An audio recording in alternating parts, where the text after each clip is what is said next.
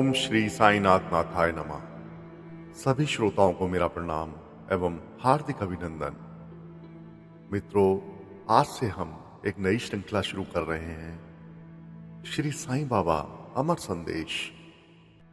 श्री साईं बाबा अमर संदेशों में बाबा ने ईश्वर और उसकी अनुभूति, मानव जीवन और ईश्वर पर विश्वास, इस बारे में तरह तरह के तर्क, तरह तरह के ज्ञान की बातें भक्तों को समझाने का प्रयत्न किया है।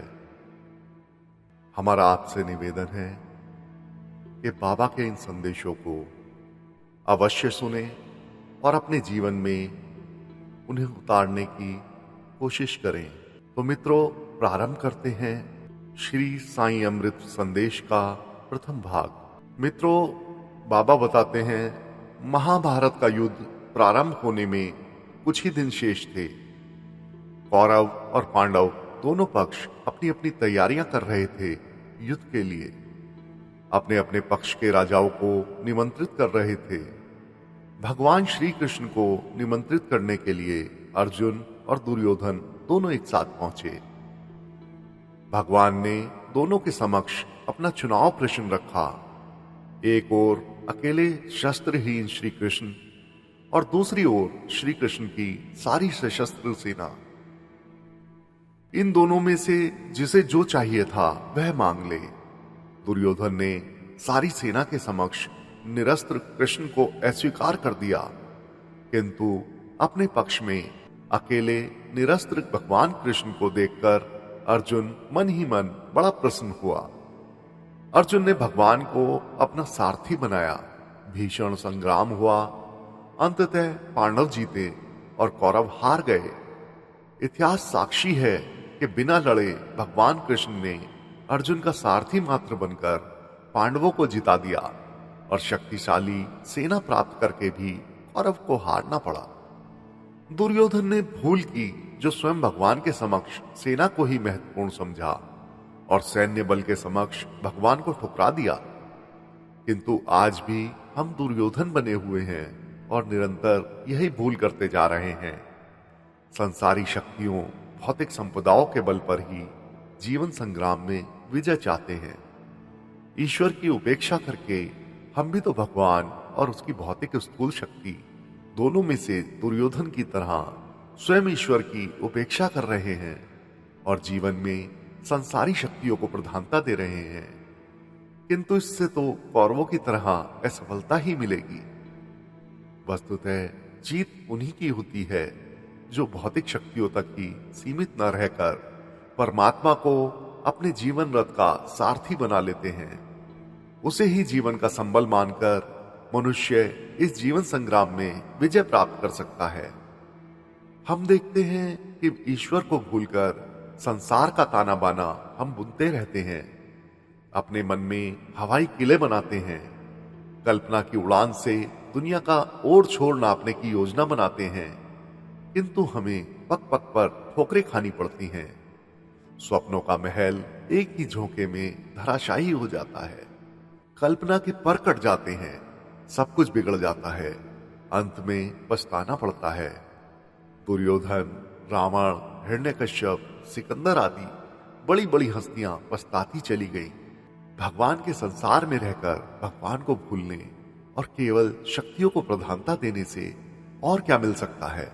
संसार के मैदान में उतरकर हम इतने अंधे हो जाते हैं कि इस सारी सृष्टि के मालिक का आशीर्वाद लेना तो दूर, उसका स्मरण तक भी हम नहीं करते और भौतिक स्थूल संसार को ही प्रधानता देकर जूझ पड़ते हैं। ऐसे अहंकारी व्यक्ति चाहे कितनी भी सफलता प्राप्त क्यों ना कर लें, उनकी विजय संदिग्ध ही रहती है। आज मानव जीवन की जो करुण एवं दयनीय स्थिति है, जो संताप, दुख, असफलताएं मिल रही हैं, इन सब का मूल कारण है ईश्वर विश्वास में कमी, ईश्वरीय सत्ता की उपेक्षा करना और एकमात्र भौतिक सांस्कारिक शक्तियों को ही महत्व देना। ईश्वर विश्वास के लिए श्रद्धा का महत्वपूर्ण स्थान है और इसीलिए बाबा ने बार बार श्रद्धा और सबरी को महत्व दिया है। भौतिक जीवन तथा सांस्कारिक क्षेत्र में प्रेम की सीमा होती है। जब यही प्रेम आंतरिक अथवा आत्मिक क्षेत्र में काम करने लगता है तो उसे श्रद्धा कहते हैं। यह श्रद्धा ही ईश्वर विश्वास का मूल स्रोत है एवं श्रद्धा के माध्यम से ही उस विराट की अनुभूति संभव है। श्रद्धा समस्त जीवन नैया की पतवार को ईश्वर के हाथों में सौंप देती है। जिसकी जीवन डोर प्रभु के हाथों में हो, भला उसे क्या भय? भय तो उसी को होगा जो अपने कमजोर हाथ पांव अथवा संसार की शक्तियों पर भरोसा करके चलेगा। जो प्रभु का आंचल पकड़ लेता है वह निर्भय हो जाता है। उसके संपूर्ण जीवन से प्रभु का प्रकाश भर जाता है। तब उसके जीवन व्यापार का प्रत्येक पहलू प्रभु प्रेरित होता है। उसका चरित्र दिव्य गुणों से संपन्न हो जाता है। वह स्वयं परमपिता का युवराज हो जाता है। फिर उसके समक्ष समस्त संसार फीका और निस्तेज, बलहीन, क्षुद्र जान पड़ता है। किंतु यह सब श्रद्धा से ही संभव है। परमात्मा की सत्ता, उसकी कृपा पर अटल विश्वास रखना ही श्रद्धा है। जो जो इसका विश्वास होता जाता है, त्यों त्यों प्रभु का विराट स्वरूप सर्वत्र भासमान होने लगता है। हमारे भीतर बाहर चारों ओर श्रद्धा के माध्यम से ही हमें परमात्मा का, उस ईश्वर का अवलंबन लेना चाहिए। श्रद्धा से ही जो हमारे बाहर भीतर व्याप्त है, विश्वास करना मुमुक्षु के लिए आवश्यक है और संभव भी है। स्थूल जगत का समस्त कार्य व्यापार ईश्वर इच्छा एवं उसके विधान के अनुसार चल रहा है। वैज्ञानिक, दार्शनिक सभी इस तथ्य को एक स्वर से स्वीकार भी करते हैं। कहने के ढंग अलग अलग हो सकते हैं, फिर भी यह निश्चित ही है कि यह सारा कार्य व्यापार किसी अदृश्य सर्वव्यापक सत्ता द्वारा चल रहा है। हमारा जीवन भी ईश्वर इच्छा का ही रूप है। अतः जीवन में ईश्वर विश्वास के साथ साथ समस्त कार्य व्यापार में उसकी इच्छा को ही प्रधानता देनी चाहिए। वह क्या चाहता है इसे समझना और उसकी इच्छानुसार ही जीवन रण में जूझना आवश्यक है। इसी तथ्य का संकेत करते हुए भगवान कृष्ण ने अर्जुन से कहा था, हे अर्जुन, तू निरंतर मेरा स्मरण करता हुआ मेरी इच्छानुसार युद्ध कर। परमात्मा सभी को यही आदेश देता है। ईश्वर का नाम लेकर उनकी इच्छा को जीवन में परिणित होने देकर जो संसार के रणागण में उतरते हैं, उन्हें अर्जुन की ही तरह निराशा का, असफलता का सामना नहीं करना पड़ता। ईश्वर इच्छा को जीवन संचालन का केंद्र बनाने वाले की हर सांस से यही आवाज निकलती रहती है, हे ईश्वर, तेरी इच्छा पूर्ण हो। ईश्वर, तेरी इच्छा पूर्ण हो। जीवन का यही मूल मंत्र है। महापुरुषों के जीवन इसके साक्षी हैं। स्वामी दयानंद ने अंतिम बार जहर खाते हुए भी कहा, ईश्वर, तेरी इच्छा पूर्ण हो। महात्मा गांधी ने गोली खाकर कहा, हे राम, तेरी इच्छा पूर्ण हो। ईसा को क्रूस पर चढ़ाया गया, तब उन्होंने भी प्रभु इच्छा को ही पूर्ण होना बताया। जीवन में हर सांस, हर धड़कन में हम प्रभु की इच्छा को ही प्रधान समझें। जीवन को प्रभु के हाथों सौंप दें तो अंत में भी उनके पावन चरणों में ही स्थान मिलेगा। साथ ही हमारा भौतिक जीवन भी दिव्य एवं महान बन जाएगा। बाबा कहते हैं, मेरा भक्त बन जा, सारे कर्म अकर्म मुझे अर्पित कर दे, मैं तुझे सर्व सुखों से पार कर दूंगा। मेरा भक्त बन जा, सारे कर्म अकर्म मुझे अर्पित कर दे, मैं तुझे सर्व दुखों से पार कर दूंगा।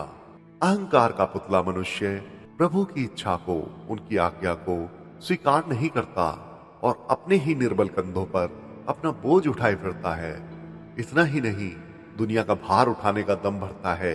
यही कारण है कि निराशा, चिंताएं, दुख, रोग, असफलताएं उसे घेरे हुए हैं और रात दिन व्याकुल सा, सिर धुनता हुआ मनुष्य अत्यंत परेशान सा दिखाई देता है। अहंकारवश प्रभु की इच्छा के विपरीत चलकर कभी सुख शांति नहीं मिल सकती। हमें अपने हृदय मंदिर में से अहंकार, वासना, राग द्वेष को निकालकर रिक्त करना होगा और ईश्वर इच्छा को सहज रूप में काम करने देना होगा। तभी जीवन यात्रा सफल हो सकेगी। ईश्वर के प्रति विश्वास, श्रद्धा उसकी इच्छा को जो समस्त स्थूल और सूक्ष्म संसार का संचालन कर रही है, सहज रूप में काम करने देना जीवन के मूल मंत्र हैं। मनुष्य की शक्ति अत्यंत अल्प है, वह अहंकार की शक्ति है। बड़े बड़े कौरव, बाणासुर, रावण, हिरण्यकश्यप, अनेकों असुरों ने ईश्वरीय सत्ता को चुनौती दी थी अपने सांस्कारिक बल और अहंकार बल से, किंतु अंत में पछताते गए। साधारण मनुष्य की तो बात ही क्या है, अपने जीवन की बागडोर उनके हाथों देकर निश्चित हो जाने वाले ही उनके विराट रूप का दर्शन कर कृतार्थ हो जाते हैं। हमें सचेत होकर अपना रथ भगवान के हाथों में देना है।